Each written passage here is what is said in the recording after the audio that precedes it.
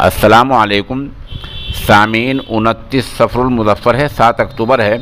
آج کی خبروں کی شروعات گنگوہ بڑے مدرسے کے استاد قاری مشکور احمد قاسمی کی تلاوت کلام پاک سے کی جا رہی ہے۔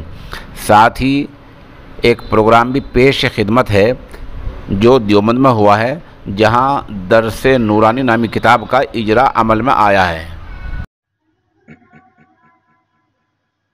أعوذ بالله من الشيطان الرجيم.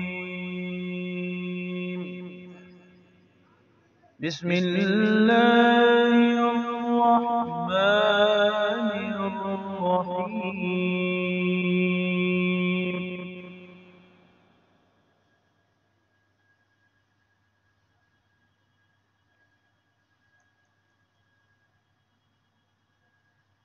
الحمد لله رب العالمين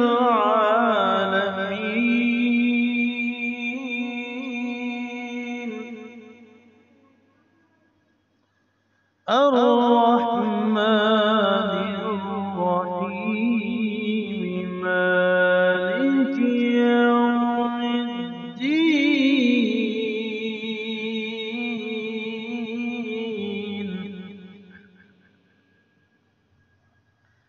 إياك نعبد وإياك نستعين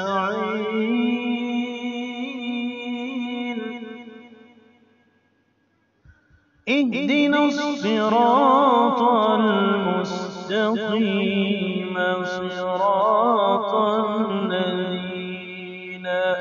أنعمت عليهم غير المغضوب عليهم ولا الضالين.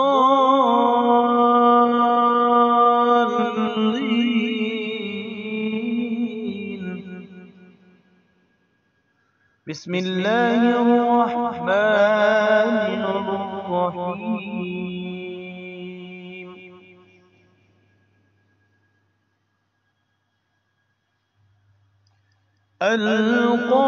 القارعة ما القارعة وما أدراك ما القارعة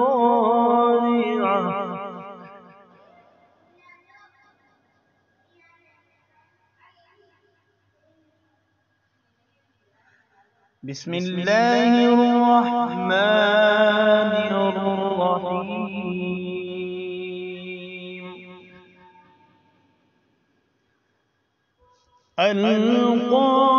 القارعة ما القارعة وما أدراك ما القارعة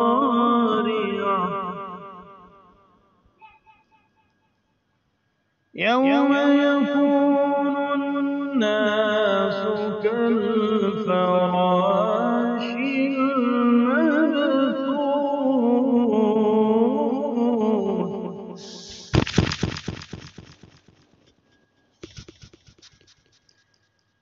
وتكون الجبال كالعهن المنفوش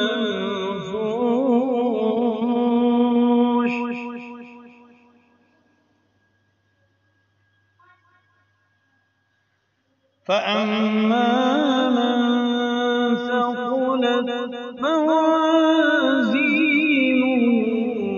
فهو في عيشة راضية وأما من خفت موازينه فأمه هاوية وما أدراك ما هي نار حامية وما أدراك ما هي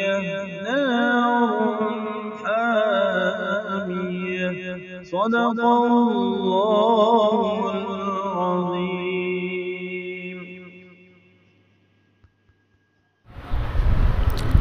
سامعین، خبر کا عنوان ہے درس نورانی کا اجرا۔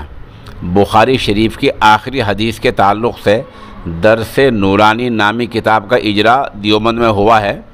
اس تقریب میں ام المدارس دارالعلوم دیوبند کے استاد حضرت مولانا محمد سلمان بجنوری اور ترجمان دیوبند کے مدیر حضرت مولانا ندیم الواجدی جیسے اہل علم شریک ہوئے ہیں۔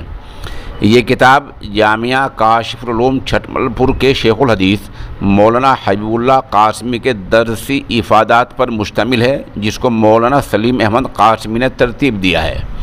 جب ہم بولتے ہیں درسی افادات پر مشتمل، اس کا مطلب یہ ہے کہ مولانا حبیب اللہ قاسمی جو بخاری شریف پڑھا رہے ہیں چھٹمل پور میں، انہوں نے اس آخری حدیث کے تعلق سے جو کچھ پڑھایا ہے اسی کی روشنی میں یہ کتاب تیار کی گئی ہے۔ دھیان رہے کہ مولانا حبیب اللہ قاسمی برسوں سے کاشف العلوم میں بخاری شریف پڑھا رہے ہیں، جو باصلاحیت اور نیک صالح عالم دین ہیں۔ کتاب پر گنگوہ مدرسے کے محتمم اور شیخ الحدیث مفتی خالد سیف اللہ قاسمی جیسے اصحاب علم کی تقریر ہے۔